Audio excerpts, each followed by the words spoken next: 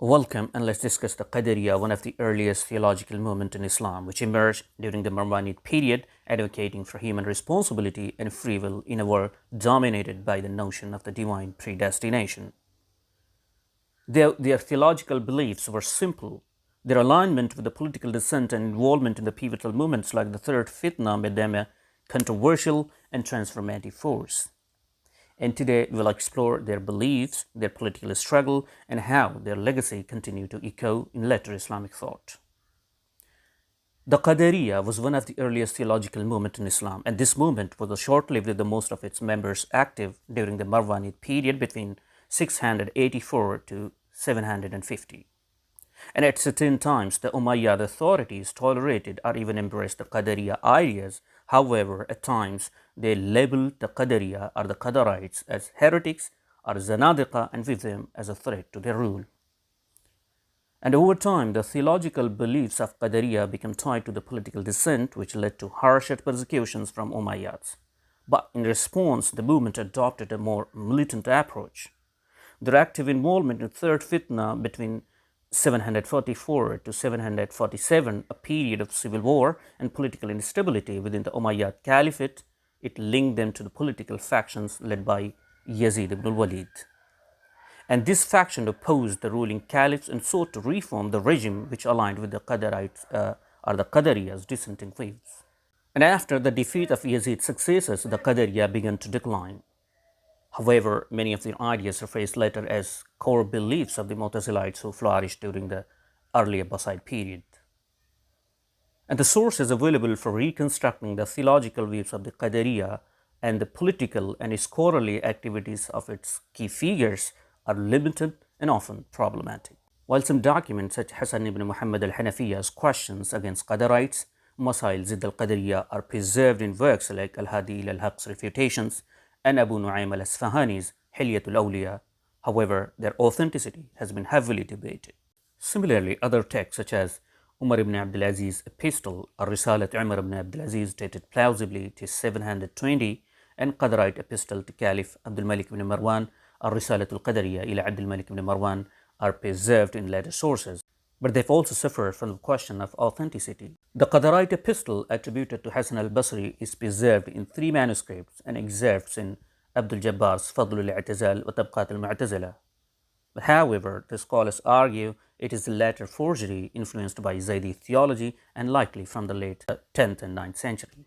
And despite these few surviving texts, no direct theological treatise or creeds authored by Qadari scholars remain intact.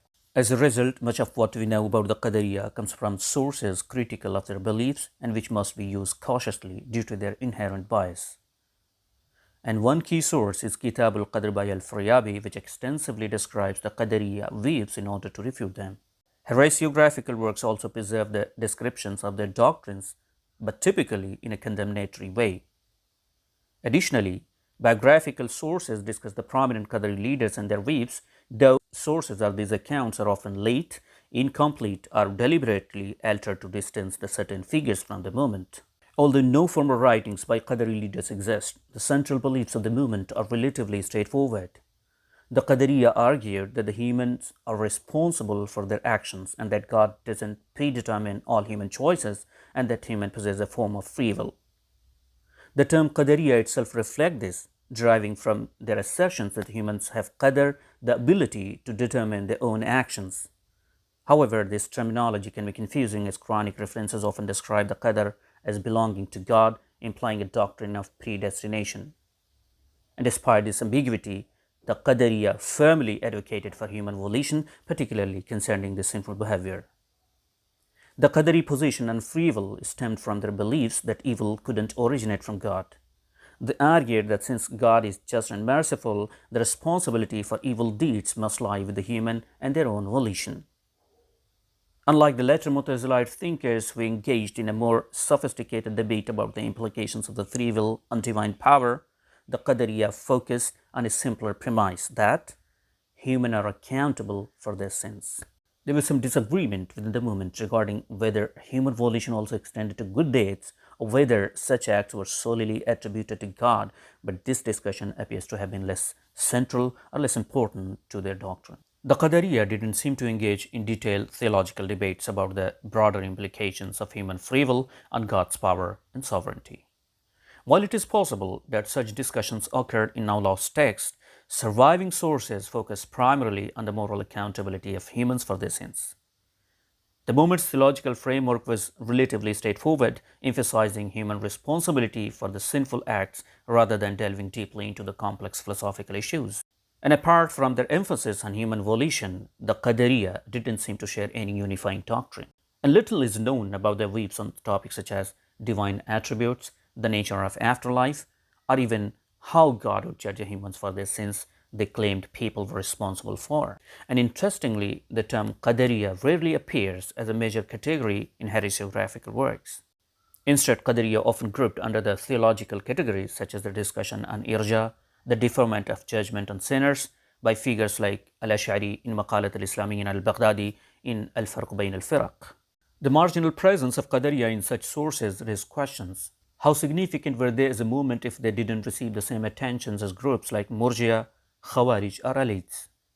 Were they a distinct theological sect, or were their views on Qadar simply minor variations within the other groups?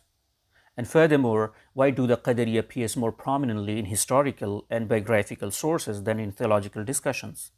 Could they have been more of a political movement clogged in the theological arguments?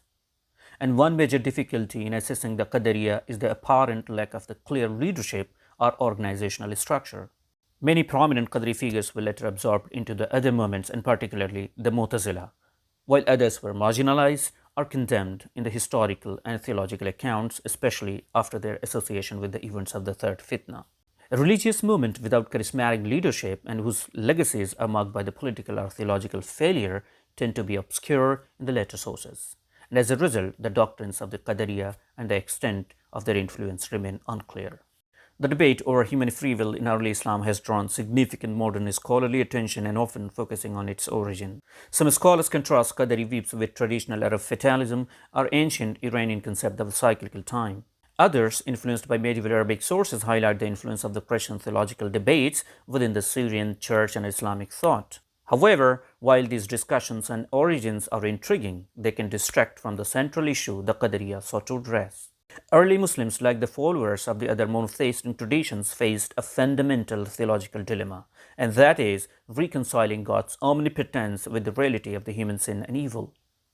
And resolving this dilemma often seems to compromise either God's goodness or his omnipotence. This struggle over human free will was neither unique to Islam and not driven solely from other religious traditions. It is an inherent challenge of monotheism itself. The Qadariyya's focus on addressing the moral and theological questions of their time rather than building on external influences. Though the Qadariyya's direct impact faded after the Abbasid rise, their ideas endured and shaping the intellectual foundation of the movements like the Mu'tazilites. Their resistance on human accountability challenged the theological norms and redefined early Islamic discourses on free will and divine justice.